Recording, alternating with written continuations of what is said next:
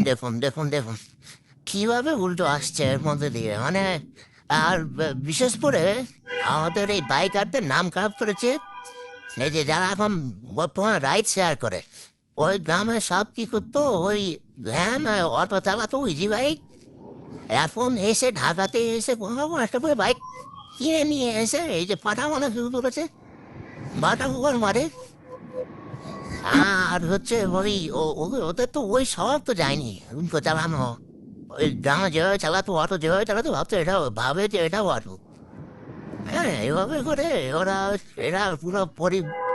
শহরের পরিবেশ তো নষ্ট করছে এরা শুধুমাত্র রিক্সা আর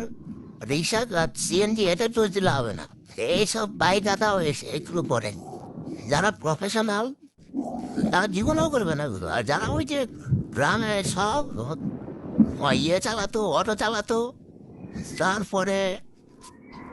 ভ্যান চালাতো ওগুলো একটা করে বাইক টাকা গুছিয়ে বাইক কিনে ঢাকা চলে এসেছে এসে চালায় ইনকাম আছে ঠিক আছে চালায় নিয়ম মেনে চালা নিয়ম মেনে চালাবে না